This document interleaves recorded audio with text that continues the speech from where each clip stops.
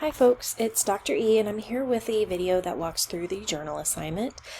So this will just kind of cover the guidelines and expectations for that work.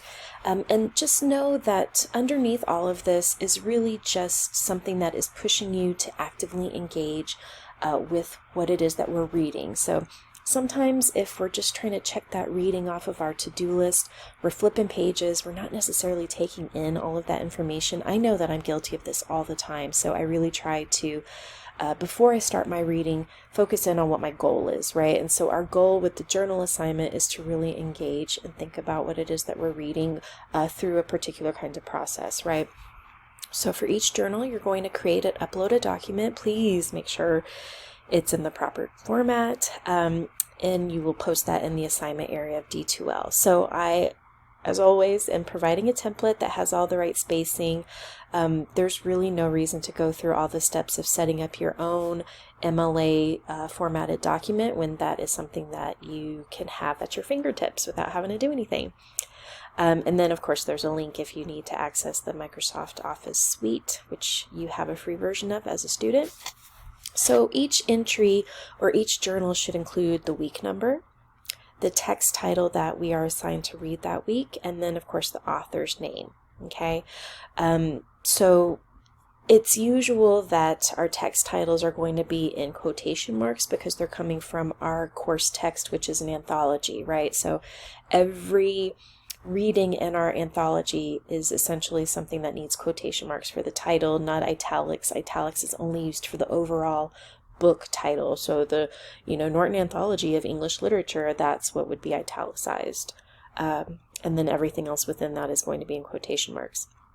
So the content, it's really, I want a lot of this to be you choosing your own direction, because I want it to feel like it's something that kind of flows with you as you read. I really recommend that you either read through the entire text and then come back to write your journal, or write as you go, and then just make sure that it is kind of formed into 3 to 5 paragraphs, okay? So below all the information above, you're going to write 3 to 5 paragraphs where you engage, right? It's really intended to be less formal, but we still need to follow some of those general rules of academic writing and MLA formatting. So you're free to choose your writing depending on the reading. You just really need to just show that you're actively engaged with the author's ideas, right? So don't submit something that is overly generalized, something that would lead me to be suspicious about who or what created the writing.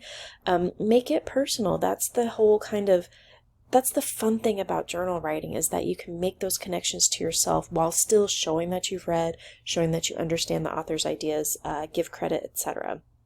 So some questions to consider. You certainly don't have to utilize these for your direction, but is the reading approachable or a bit complicated? But then push why? If you found this week's reading kind of hard and stilted, push to find out why. What is it about the way the author is writing?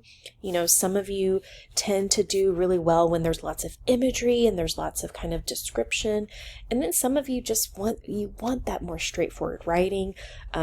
Maybe some of you don't love more archaic kind of word choices. So really dig into what is it about the writing that was approachable or not?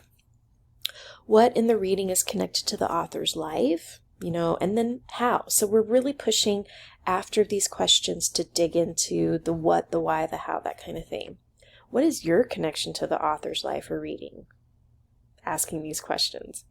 If you were a character in the text, who would you be and why? So again, there are a lot of directions, right, where you can go. Anytime you use quotes in your writing, you want to be picky. Make sure that you are following all the guidelines, and there are links here. I urge you to utilize quotes in most of your paragraphs. That not only kind of satisfies our need to utilize research in our writing as a writing-based class, but it also ensures that you're giving credit for some of those ideas, right? So for whatever author, whether it be our text editors, if you're utilizing information from a biography, or if you are utilizing something that's written by an author from the time period we're studying, just, follow those guidelines. And then we have a very general kind of grading rubric. Sometimes it's just going to be a completion grade. Sometimes it's going to be highly critically based on these kinds of objectives and ideas. So just make sure you're taking some time to read through those. All right, so that's pretty straightforward. Again, very general kind of guidelines, but I'm also going to post a document that walks through some of these ideas as well, and this is by Hamilton University, and I just think that they have collected the ideas very well. Just if you want to kind of make sure you're checking off some of those boxes if you feel as though the information I provided isn't quite as specific as you'd like.